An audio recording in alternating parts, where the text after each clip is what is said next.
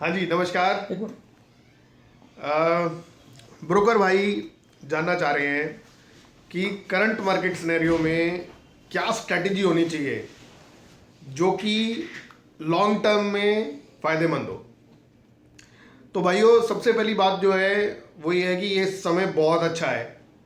बहुत अच्छा इस करके है क्योंकि कोई भी सेल जो शुरू होती है वो शुरू होती है एक इंक्वायरी से। लोग पूछते हैं कि मुझे ये चीज़ चाहिए, क्या ये चीज़ मिलेगी, क्या ये चीज़ इतने में मिलेगी, क्या ये चीज़ ऐसी है, क्या ये चीज़ वैसी है।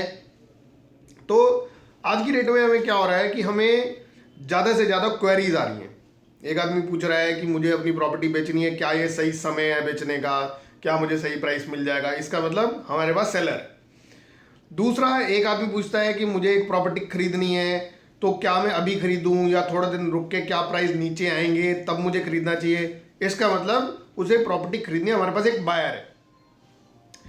कभी भी किसी मार्केट सिनेरियो में ऐसा नहीं होता रियल एस्टेट में कि बायर भी और सेलर भी हो। जिस समय मार्केट में सेलर होता है उस समय बायर नहीं होता, जिस समय मार्केट में बायर होता है उस समय सेलर नहीं होता।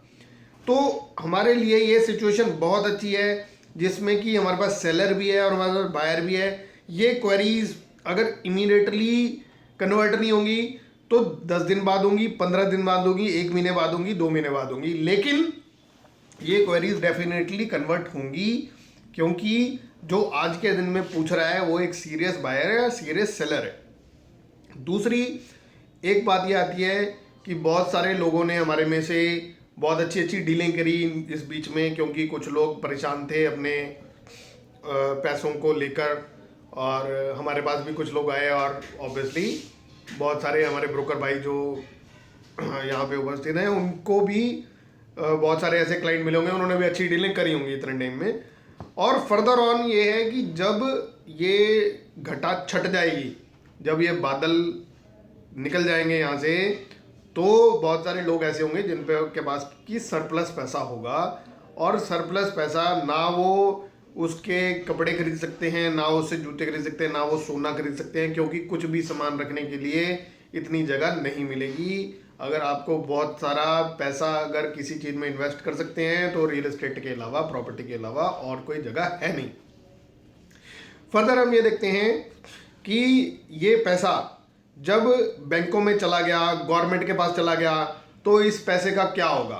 जो भी आज ब्लैक मनी की कुछ स्कीम्स आ रही हैं गवर्नमेंट की, 50%, 60%, या इससे पहले की भी जो स्कीम्स आई हैं, इन स्कीम्स का आगे क्या होगा कि जो बहुत सारा पैसा इस समय बैंकों में पड़ा है, बहुत सारा पैसा जो है वो इनकम टैक्स ने जब्त किया है, बहुत सारा पैसा मिलने वाला है, बैंकों के पास आने वाला है। इससे अभी ऑलरेडी इंडिकेशन रिजर्व बैंक ने भी दिया, ऑलरेडी इंडिकेशन आईसीआईसीआई बैंक ने दिया, एचडीएफसी बैंक ने दिया, सारे बैंक थोड़ा सा इंडिकेशन ये दे रहे हैं कि rate of interest home loans पे कम करेंगे। होम लोन्स पे इंटरेस्ट रेट कम होगा, क्लाइंट की एलिजिबिलिटी बढ़ जाएगी चीज़ को खरीदने की, और डेफिनेटली वो मार्केट में निकलेगा, मार्केट में मूवमेंट आएगी। इसके अलावा गवर्नमेंट की प्लानिंग है कि जो पैसा आए उससे इंडस्ट्री को सपोर्ट किया जाए, बिजनेस को सपोर्ट किया जाए। जो लोग एंटरप्रेन्योर बनना चाह रहे हैं, जो लोग नई नई स्कीम्स लेके आना चाह रहे हैं, जो लोग नया प्रोडक्ट लेके आने जा रहे हैं मार्केट में, उनको सपोर्ट किया जाए। तो दोस्तों, मैं ये मानता हूँ कि even to take birth one needs earth. अगर किसी को जन्म लेना है, एक छोटी से छोटी चिड़िया, बैक्टीरिया से लेकर बड़े से बड़ा हाथी को भी, तो उसको ज़मीन चाहिए। अगर कोई भी समुद्र भी खड़ा है तो ज़मीन पे खड़ा है, अगर ये एटमॉस्फेयर भी, हवा भी खड़ी है तो वो किसी ज़मीन के ऊपर खड़ी है। तो ज़मीन ही बेसिक चीज़ है किसी भी चीज़ के होने के लिए।